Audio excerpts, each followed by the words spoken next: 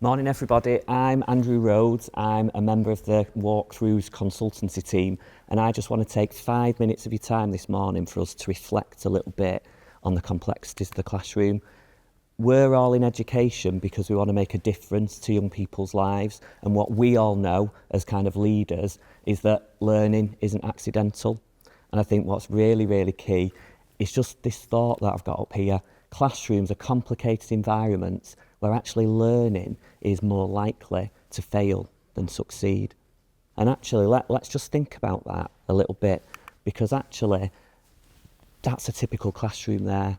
And in all of your trusts, all of your schools, all of your classrooms, you will have adults who've suddenly got maybe 30 or more young people in front of them. And as you can see from that image, there's all sorts that's going on in those classrooms. And actually, how do we ensure that every single learner is getting what they need? How do we get to all the corners of the classroom? And actually, if we think about it, there's reasons why students struggle. So if we think about cognitive load theory and we think about the work of Dan William, there's 5 aspects that students really struggle with. 5 common learning problems that you will probably find in most of your trusts, in lots of your classrooms. I want you to just take a moment just to think what you think those 5 aspects might be, because actually that's the challenge for us as educators, to get to all the corners of those classrooms. Accessing content. How do all of our students access all of that content that we share with them? Paying attention. Attention isn't a given thing. Lots of you now are already thinking about your lunch or other things that are going on. Attention wanes and goes. We've got to engineer it. So how do you engineer attention right at the end of the day, just like you did at the start of the day? It's really tricky.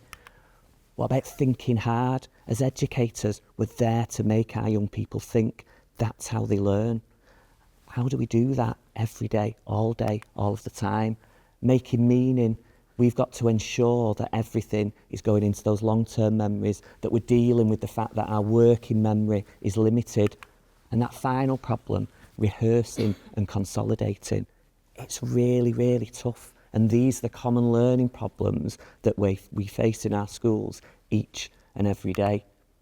So I suppose, for me, the key word is intentionality. How intentional are we being in our schools and across our trusts in terms of creating conditions so that all students can do those 3 things that you can see up there, in terms of thinking, making meaning and practicing?